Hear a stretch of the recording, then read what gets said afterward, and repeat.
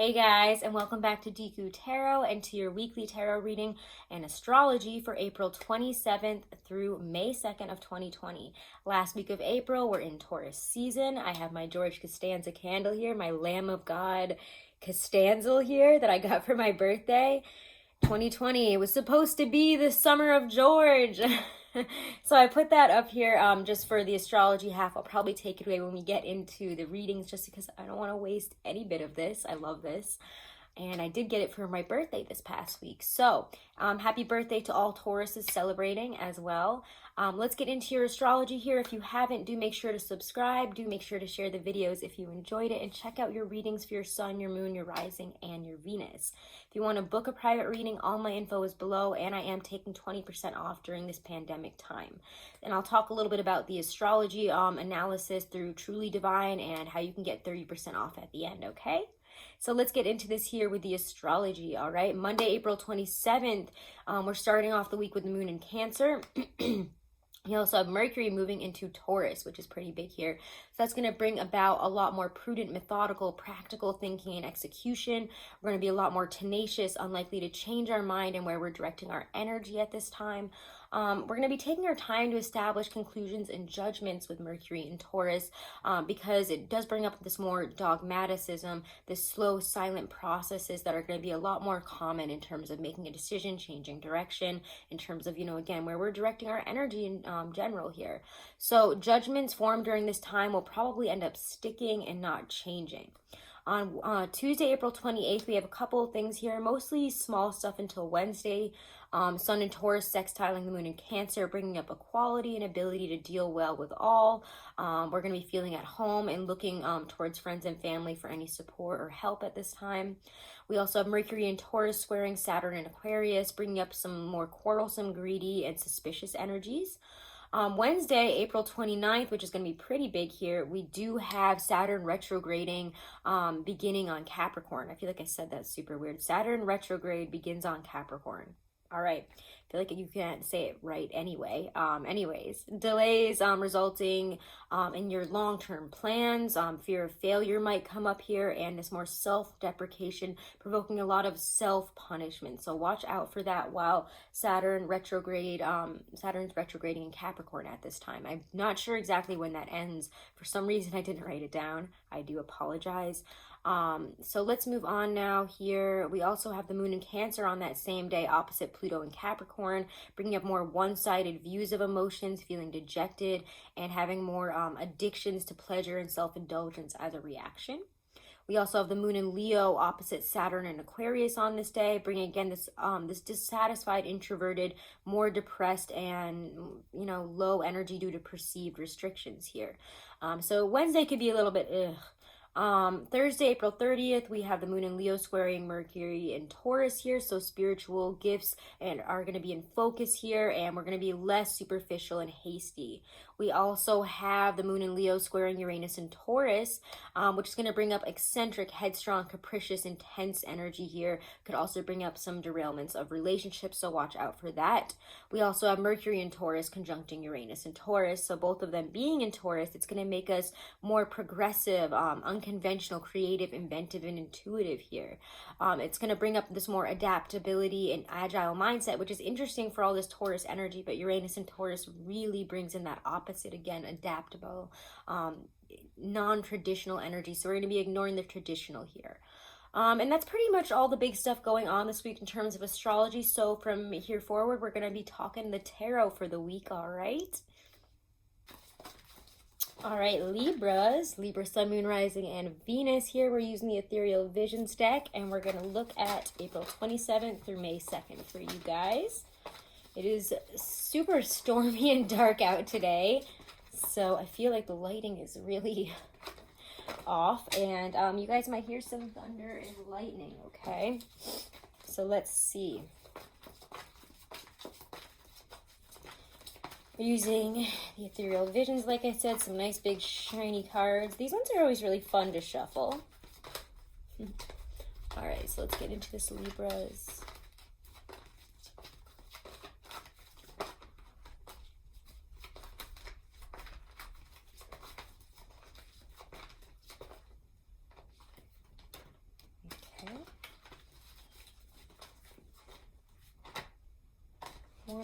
time, guys. Oh my god, hold on.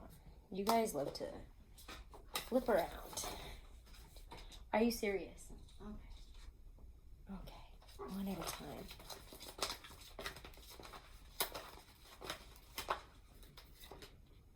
Okay.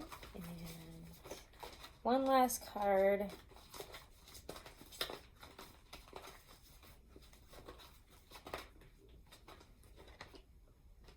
All right.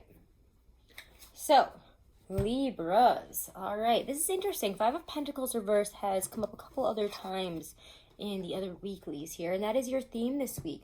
So we're coming out of a time of being alone, of feeling very trapped, very isolated, left out, maybe even very physically not well. We might have been, our health might not have been great. We might not have been treating our bodies great. You could have been sick.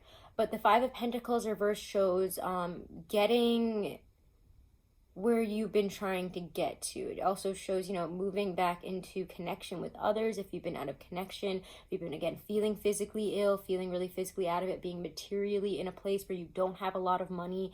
It shows you coming out the other side of this situation, coming into more prosperity and stepping into a better place here.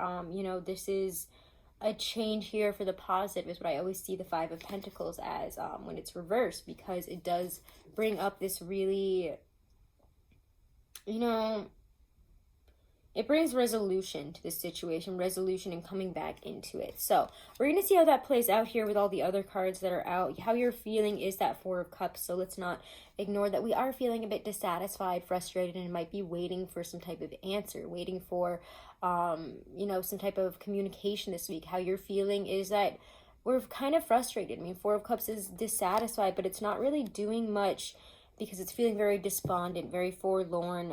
It could even be a little bit disillusioned about things. It's very hesitant to take any type of action. So when the Four of Cups is there, you're not really making any moves, taking any action. Your eyes are closed to any options that might even be coming in at this time, or things that you yourself could do to better this situation, okay?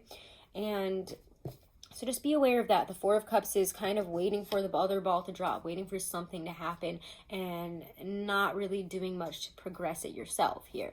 The career aspects here is the Moon. So we could be feeling a little bit of fear, a little bit of worry about that. Some shadow aspects might be coming up. It could be feeling a little bit despondent, frustrated, and a little lost.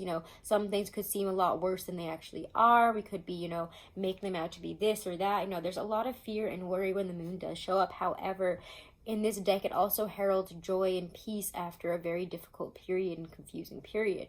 So the Moon does bring up this need to maybe even sit through your emotions at this time. Take things a little bit slower. It is Taurus season. Mercury entered Taurus on Monday, if you're paying attention to the astrology part in the beginning that I did. So we were needing to look at things a little bit more pragmatically, to establish conclusions and make judgments and decisions over time. So there's no rush here. The Moon says, maybe sit in this energy and find a little bit of peace in this discomfort at this time, and to maybe seek out your own energy, your own way to move forward here, your own path. Why can't I speak today? What's going on? The Chariot here comes up for love, which is really interesting. The Chariot has us moving forward, bringing control over the tension of opposites within a relationship. So if we've been opposing each other and feeling really, at odds with one another, I'm doing this, you're doing this, we're kind of finding a middle ground within a relationship, especially if we're quarantined together and we've been getting really on each other's nerves, getting really frustrated, etc. It shows that you're able to work things out moving forward here and bring things back into balance, so that we can progress within this relationship and not get stuck where we have been. Oh, there we go. I'm trying to grab it and instead I drop it. Dropping the whole thing here.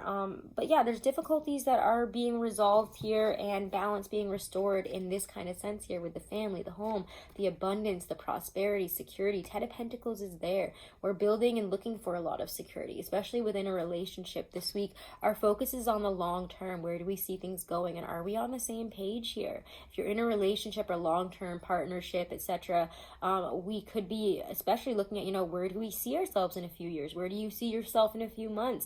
plans. Where do you want to be going? Where do you want to be living? What are your plans? You know, let's plan a future together. You might believe this, but I might want this, but let's find a middle ground and make a way to work forward on this. Let's progress here. I really want to see it get here. I want to live this life. I want our house to look like this, the life to look like this. And even if you're single, you know, you're seeking out security for sure within a relationship. And being a sign that's ruled by Venus in Libras, you guys are kind of known to be a little bougie. You like your material, that's fine. So what you're looking for is something comfortable and materially abundant, safe, secure. So you want security in the form of money, in the form of a home, in the form of any type of material security within this relationship that can last a long time. We want to be building, not just like, you know, we're not just building house, we're also putting down the roots so that this can stay, continue to grow, and become better. So this is really nice for a relationship here. The star actually comes up as your guidance for the week and your advice here. So with the star being also the energy of Aquarius, and being kind of at this time, at this crux where we're almost entering here, this age of Aquarius, it is this really beautiful card of transcendent, you know, energies here of the universe coming through and saying, you know, I've got your back. Don't worry about things. There's a sense of healing here. And to heal yourself in any way that you need to. Listen to that higher self.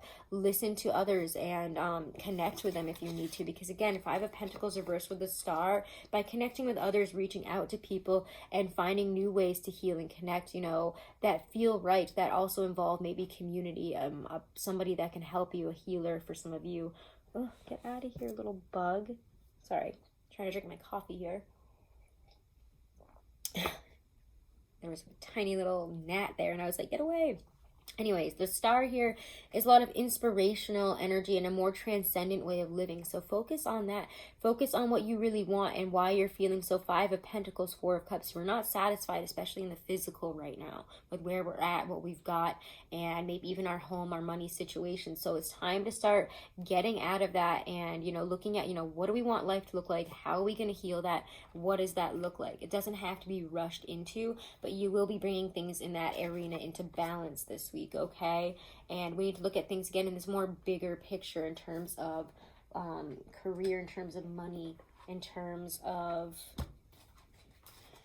also relationship. Honestly, you guys are leveling up, or you need to level up, so we need to open our eyes and come out of this place of this really low vibration that we've been in, where we haven't been asking for help, have been living in lack. Like, these are such opposite feelings here, right? So opposite. Let's pull one for love here. Ooh, new love. A new person has stirred your romantic feelings. For some of you, I mean, you might be flirting and talking with somebody new, and you might be like, ooh, I think this person has the potential for long-term stuff here. You could also be falling in love again within a relationship. New love just talks about new love coming in. Transcended love for those of you in relationships. If you want new love and that feeling of falling in love again to come back in, it's looking at ways to really communicate, to get that feeling across, to really connect and move this relationship further than where it is right now, to start looking towards a better future and things we can grow and be excited about together, how we can make things work. Okay, let's pull a Lynn V. Andrews Power Deck. Message for you guys of guidance and advice from your higher selves, Libras, for the week ahead. Ooh. Flying right out here is Wisdom, and I love this card. It's so beautiful. If you are always addicted to the process of becoming, there are storms on your horizon. This is because if suddenly there is nothing left to become, you are filled with terror. Suddenly you are face to face with your own empty being. Find the sacred space, a sanctuary of pleasant stillness in your heart. To know that you are truly alone is the first step on the long journey to self-discovery on the path to power. The final step is to learn that you are linked with the universe, that you have already become a part of everything and already live in all the lodges of the universe. This is Wisdom. And I literally feel like, wow, that one really just summed up the movement of this being your theme to this being your advice for the week. Like, this is amazing, right? So I hope you enjoyed that, Libras. I hope it resonated. Feel free to let me know in the comments. And I love you guys so much. Have a great week. And thank you guys so much for all of your support. Do make sure to subscribe, share the video. If you want to book a private reading, guys, all of that information is always right below in my description box. And again, I'm taking 20% off of all of my readings right now, just to help out during this whole pandemic global situation. Do check out Truly Divine. They are an incredible astrology and numerology service.